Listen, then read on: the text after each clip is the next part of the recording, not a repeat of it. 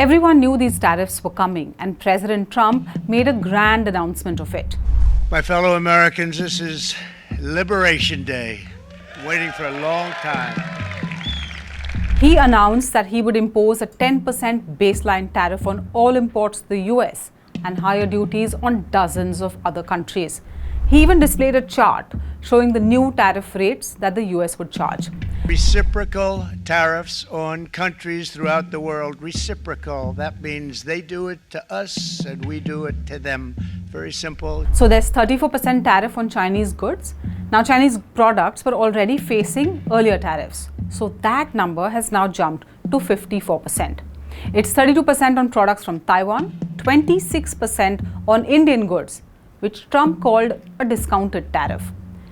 Then there's 25% on South Korean products, 24% on Japanese goods, and 20% for products from the European Union. India, very, very tough, very, very tough. The Prime Minister just left, and he's a great friend of mine, but I said, you're a friend of mine, but you're not treating us right. They charge us 52% to go through a little tough love, maybe, but they all understand. They're ripping us off, and they understood it. The worries about Trump's tariffs amping up global trade war were evident in the reactions that came in from world leaders. China's Commerce Ministry called on the US to cancel these steep new tariffs and urged a dialogue, warning that Trump's announcements endanger global economic development. Australian Prime Minister Anthony Albanese said the tariffs were unwarranted and questioned how a reciprocal tariff for Australia that should have been at 0% instead was set at 10%. The administration's tariffs have no basis in logic, and they go against the basis of our two nations partnership. This is not the act of a friend. Today's decision will add to uncertainty in the global economy, and it will push up costs for American households. Irish Prime Minister Michael Martin called the 20% tariffs on the EU regrettable.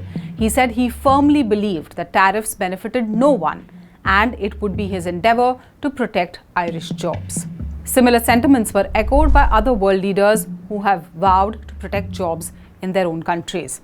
The Swedish Prime Minister said Sweden will continue to stand up for free trade and international cooperation. What we are going to announce is not a tit for tat on tariffs. We are interested in strengthening the Mexican economy, among others, like the automotive industry. We don't want to do anything that undermines that. We don't want to get ahead of ourselves. We are still in discussions with our counterparts in the United States. It's not just leaders outside the US. Even those within are warning Americans that the tariffs will not comfort consumers in the country. It is estimated that the average American family will pay more than $5,000 out of their pocket to pay for these tariffs.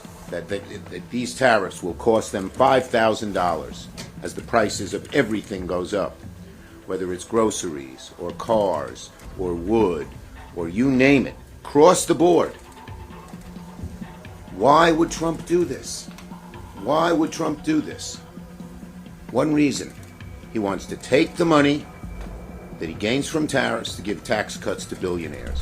President Trump's announcement of universal tariffs on the whole world, including the European Union, is a major blow to the world economy.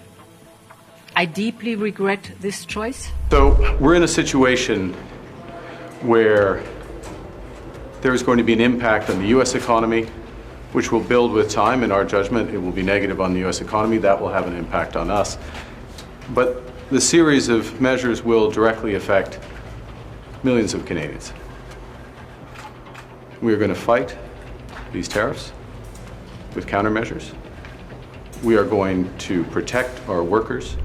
For more such videos, subscribe to SNG News, hit the like button and follow for more news updates.